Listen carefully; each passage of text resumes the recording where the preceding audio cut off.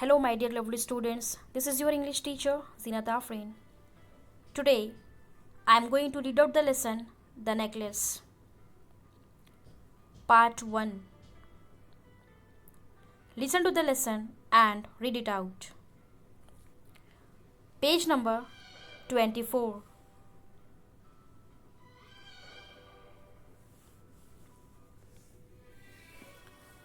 Mathilde was a pretty and charming girl, born as if by an error of fate into a family of clerks. She had no means of becoming known, understood, loved, or be wedded to an aristocrat, and so she let herself be married to a minor official at the Ministry of Education. She dressed plainly because she had never been able to afford anything better. She suffered endlessly, feeling she was entitled to all the luxuries of life. She suffered because of her shabby, poorly furnished house.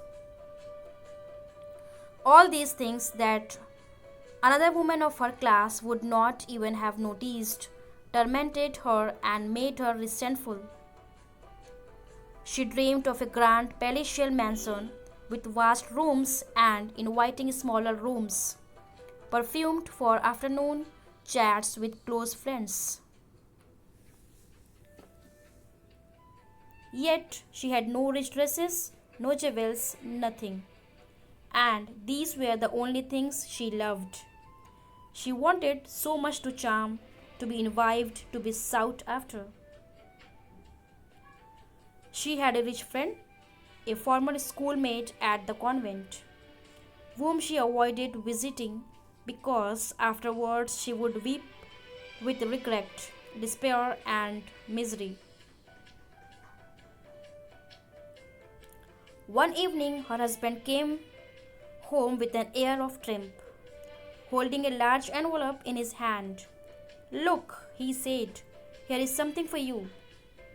She tore upon the paper and drew out a card, on which was printed the words, the Ministry of Education and Madame George Ramponio request the pleasure of Mr. and Madame Loisel's company at the Ministry on the evening of Monday, January 18th.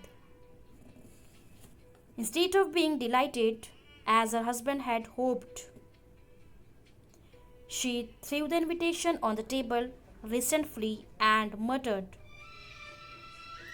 what do you want me to do with that? And what do you expect me to wear if I go?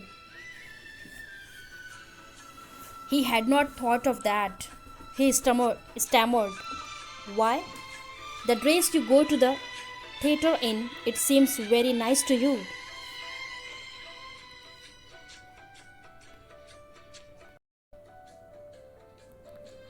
He stopped, stunned, distressed to see his wife crying. He stuttered, what's the matter? Let's see, Mathilde. How much would a suitable dress cost? She thought for a moment, computing the cost, and also wondering what amount she could ask for without an immediate refusal. At last she answered hesitantly, I don't know exactly, but I think I could do it with 400 francs. He turned a little pale because he had been saving that exact amount to buy a gun for a hunting summer in the country near Nantes with a few friends. However, he said, very well, I can give you 400 francs, but try and get a really beautiful dress. The day of the party drew near, and Madame Loisel seemed sad, restless, anxious, though her dress was ready. One evening her husband said to her, what's the matter? You have been acting strange these last 3 days. She replied, I am upset that I have no jewels, not a single stone to wear. I would rather not go to the party. You could wear flowers, he said.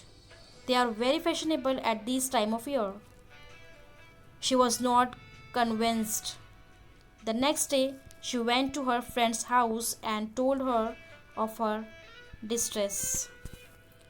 Madame Forrester went to her mirrored wardrobe, took out a large box, brought it back, opened it, and said to Madame Loisel, "Choose, my dear." First, Mathilde saw some bracelets, then a pearl necklace. She tried on the jewelry in the mirror. She kept asking, "You have nothing else?" "Why, yes, but I don't know what you like." Suddenly, she discovered in a black satin box a superb diamond necklace, and her heart began to beat with uncontrolled desire. Her hands trembled as she took it. She fastened it around her neck and stood lost in ecstasy as she looked at herself.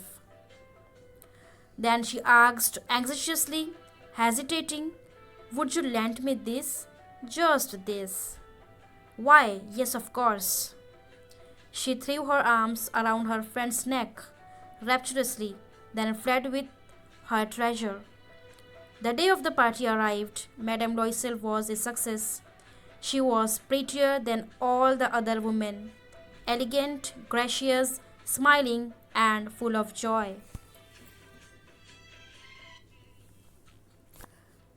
She danced wildly with passion, forgetting everything in the triumph of her beauty and success, floating in a cloud of happiness. Mathilde and her husband left at about 4 o'clock in the morning. When they were finally in the street, they could not find a cab. They walked down toward the sea. Till they found one, they were dropped out off at their door in the Rue des Martyrs, and sadly it was all over for her. In front of the mirror, she took a final look at herself in all her glory. But suddenly she uttered a cry. She no longer had the necklace round her neck. "What is the matter?" asked her husband. She turned towards him, panic stricken. I have, I have, I no longer have Madame Forrester's necklace." He stood up, distraught. "What? How? That's impossible.